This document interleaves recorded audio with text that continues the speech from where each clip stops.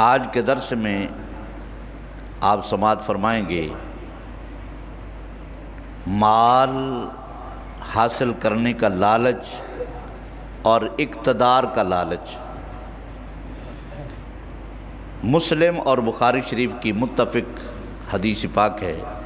حضرت عبداللہ ابن عباس رضی اللہ تعالیٰ عنہ اس حدیث کے راوی ہیں۔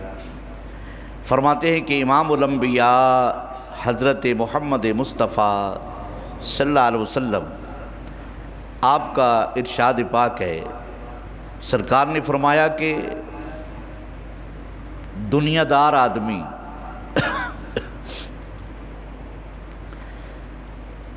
مال حاصل کرنے کے لالچ میں اتنا بڑھ جاتا ہے، اگر ایک آدمی کو مال کے بھرے ہوئے 2 جنگل دے دیے جائیں اس کا لالچ پھر نہیں ختم ہوتا۔ سرکار علیہ الصلوۃ والسلام نے فرمایا کہ وہ چاہے گا کہ ایک تیسرا جنگل بھی مجھے مال کا بھرا ہوا مل جائے۔ سرکار علیہ الصلوۃ والسلام نے فرمایا کہ ایسا حریص آدمی اور لالچی آدمی، سرکار نے فرمایا کہ اس کی جو یہ لالچ ہے یا جو حرص ہے وہ قبر کی مٹی اس کا پیٹ بھر سکتی ہے، اس کا لالچ ختم کر سکتی ہے۔ یہ دنیا کا جتنا مرضی مال اس کو دے دو اس کی لالچ ختم نہیں ہو سکتی۔ حضرت کعب بن مالک رضی اللہ تعالیٰ عنہ اس حدیث کے راوی ہیں۔ فرماتے ہیں کہ سرکار علیہ الصلوۃ والسلام نے فرمایا کہ 2 بھوکے جو بھیڑیے ہوتے ہیں ان کو اگر بکریوں میں چھوڑ دیا جائے، وہ 2 بھوکے بھیڑیے اتنا نقصان نہیں کریں گے جتنا اقتدار اور لالچ دی خاطر انسان دین کا نقصان کرتا ہے۔ یہ دین کا نقصان جو اقتدار میں بیٹھے ہوتے ہیں لوگ، یہ آپ نے دیکھا بھی ہوگا، مشاہدہ بھی کیا ہے کہ سرکار کی ناموس کے بارے میں وہ سودا بازی کر لیتے ہیں، دین کے اصولوں پر سودا بازی کر لیتے ہیں۔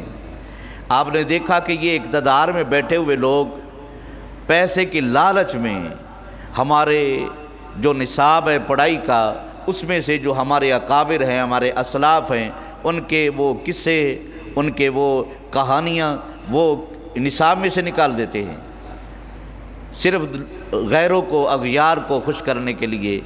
تو سرکار علیہ الصلوۃ والسلام نے فرمایا کہ بھوکے بھیڑیے اتنا نقصان بکریوں کا نہیں کرتے جتنے اقتدار کی خاطر اس لالچ میں آ کر لوگ دین کا نقصان کر جاتے ہیں۔ اب تیسری حدیث پاک سماعت فرمائیں، یہ بھی بخاری اور مسلم شریف کی حدیث ہے۔ حضرت انس رضی اللہ تعالیٰ عنہ اس حدیث کے راوی ہیں۔ فرمایا سرکار علیہ الصلوۃ والسلام فرماتے ہیں کہ آدمی بوڑھا ہو جاتا ہے، ضعیف ہو جاتا ہے، وڈیرا ہو جاتا ہے، لیکن اس کی 2 باتیں اس کو جوان رکھتی ہیں۔ سرکار علیہ الصلوۃ والسلام نے فرمایا ایک تو مال کا لالچ، یہ اس کا کبھی بوڑھا نہیں ہوتا۔